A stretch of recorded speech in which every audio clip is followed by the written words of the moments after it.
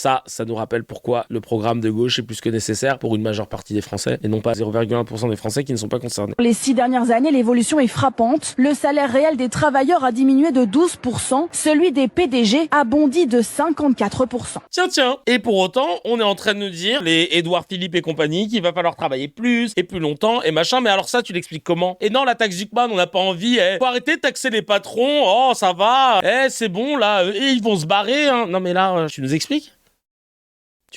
C'est pas genre moins 12% et eux ils ont eu moins 8. C'est pas moins 12% pour les travailleurs et les PDG ils ont eu plus 1. Frérot, nous on a eu moins 12. Eux ils ont eu plus 54. Plus 54. En France, le PDG qui a perçu les dividendes les plus importantes est sans surprise Bernard Arnault, PDG du groupe LVMH avec 3,8 milliards de dollars. Oxfam demande une imposition effective des super riches sur les revenus et la richesse pour réduire les inégalités. Il y en a toujours de la classe moyenne ou populaire qui défendront les grands patrons. Non, mais attends, après ils vont se barrer. Les études nous montrent que s'ils partent, le PIB va baisser de 0,03%. Ils ne participent déjà pas à l'effort de guerre, chacal. Les ultra-riches paient moins d'impôts au global que les classes populaires, aux alentours de 25-26%. Le taux global des 0,1% des plus riches reste à 46% dans les impôts, mais descend à 26% pour les 0,002% les plus riches, environ 75 foyers. Alors que la classe moyenne ouvrière paye en moyenne 50% de ses revenus en impôts directs ou indirects. Et si les riches partent, si les 500 milliardaires les plus riches français, c'est selon Gabriel Zuckman, quittaient la France, la chute de la recette serait bien de 0,03% du PIB. La réalité, il y a que 0,2% des ultra-riches qui quittent leur pays après une taxe sur la fortune. L'étude IFRAP sur les chiffres de la DGFIP en janvier 2025 indique que seuls 0,2% des top ultra-riches envisagent un départ fiscal. Donc si on met une taxation sur les profits, sur le patrimoine, ils vont pas partir, chacal. Et en plus, de toute façon, il y a une extraterritorialité de la taxe de 5 ans. Mais en vrai, on devrait faire comme aux États-Unis et de la foutre sur tout le long. Non mais vraiment,